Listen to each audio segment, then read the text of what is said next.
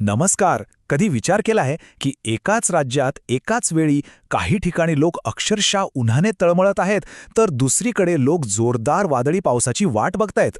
अहो, ही कुठल्या सिनेमाची गोष्ट नाहीये. हे आहे आपल्या महाराष्ट्राचं सध्याचं हवामान. चला तर मग या अजब हवामानाच्या दोन्ही बाजू व्यवस्थित समजून घेऊया.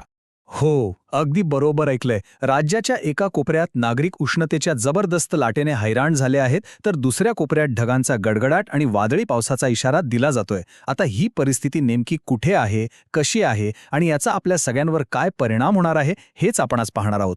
पण थांबा, या बदलत्या हवामानाची अचूक माहिती मिळवणं सगळ्यात महत्त्वाचं आहे, नाही का? म्हणूनच पुढे जाण्याआधी एक काम नक्की करा. आपल्या कृषी सारथी चॅनलला सबस्क्राईब करा, म्हणजे असे महत्त्वाचे अपडेट्स तुमच्यापर्यंत वेळेवर पोहोचत राहतील. चला, सगळ्यात आधी बोलूया त्या भागाबद्दल जिथे सध्या सूर्य अक्षरशः आग ओकतोय. हो, मी कोकण किनारपट्टीबद्दल बोलतोय, जी सध्या एका भयंकर उष्णतेच्या लाटेचा सामना करतेय. आणि ऐका, हवामान खात्याने दिलेला हा इशारा अजिबात साधा नाहीये. ही केवळ नेहमीची उष्णता नाही, तर तीव्र ते अतितीव्र उष्णतेची लाट आहे. याचा थेट परिणाम आपल्या आरोग्यावर होऊ शकतो, त्यामुळे विशेष काळजी घेणं खूप खूप गरजेचं आहे. आता या उष्णतेच्या लाटेचा सर्वाधिक फटका बसणार आहे तो आपल्या किनारपट्टीच्या मुख्य भागांना. यामध्ये पालघर, ठाणे आणि आपली मुंबई यांचा समावेश आहे. या सगळ्याच दाट लोकवस्तीच्या भागांमधल्या नागरिकांना विशेष खबरदारी घ्यायला सांगितली आहे. आणि एवढंच नाही, तर या जिल्ह्यांच्या बरोबरीनं रायगड जिल्ह्यातही उष्ण आणि दमट हवामान जाणवणार आहे. त्यामुळे अस्वस्थता अजून वाढू शकते. तुम्हाला वाटत असेल की ही लाट फक्त कोकणापुरती आहे, तर तसं नाहीये. विदर्भातल्या अकोला जिल्ह्यामध्ये सुद्धा आज आणि उद्यासाठी उष्णतेच्या लाटेचा इशारा देण्यात आलाय. बरं, आता नाण्याची दुसरी बाजू बघूया. जिथे एकीकडे उन्हाचा कहर सुरू आहे, तिथेच दुसरीकडे मात्र काळे ढग दाटून आलेत आणि एक वादळ आकार घेतंय. तर मग प्रश्न हाच आहे की राज्याच्या दुसऱ्या भागात म्हणजे मराठवाडा आणि विदर्भात नेमकं काय चित्र आहे? चला तेही पाहूया. पावसाच्या या खेळाची सुरुवात शनिवारपासूनच होते. हा येणाऱ्या मोठ्या बदलाचा पहिला संकेत समजा. शनिवारी बघा, मराठवाड्यातल्या लातूर आणि धाराशिवमध्ये ढगांच्या गडगडाटासह हलक्या पावसाची शक्यता आहे. पण याच्या अगदी उलट विदर्भातल्या चंद्रपूर आणि यवतमाळमध्ये परिस्थिती थोडी जास्त गंभीर असेल. तिथे विजांच्या कडकडाटासह वादळी पावसाचा अंदाज वर्तवण्यात आला आहे. शनिवारी तर फक्त एक झलक बघायला मिळेल. खरी तीव्रता वाढणार आहे ती रविवारी, जेव्हा पावसाचा जोर आणि त्याचा विस्तार दोन्ही वाढण्याची दाट शक्यता आहे. हवामानातील हा बदल कसा वाढत जाणार आहे ते बघा.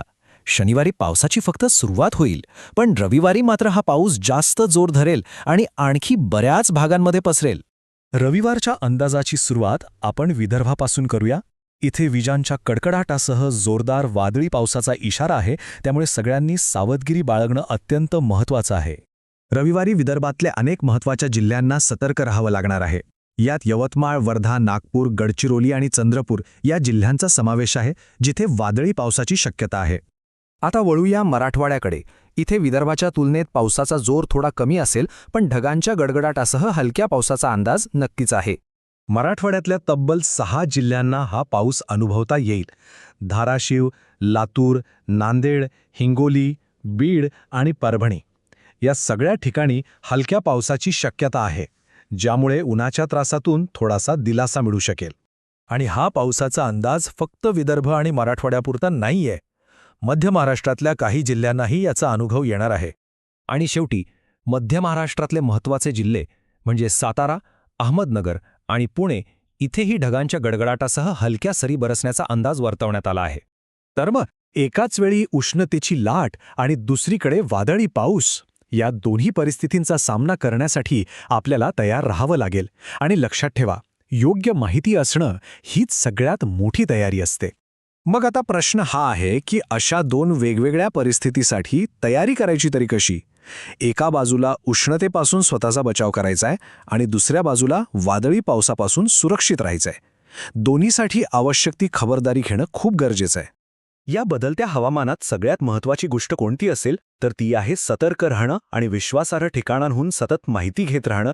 हवामानातील असेच बदल आणि त्याबद्दलची सविस्तर आणि अचूक माहिती मिळवण्यासाठी आपल्या कृषी सारथी या YouTube चॅनलसोबत जोडलेले रहा. सबस्क्राईब करा, म्हणजे तुम्ही नेहमी अपडेटेड राहाल. स्वतःची काळजी घ्या.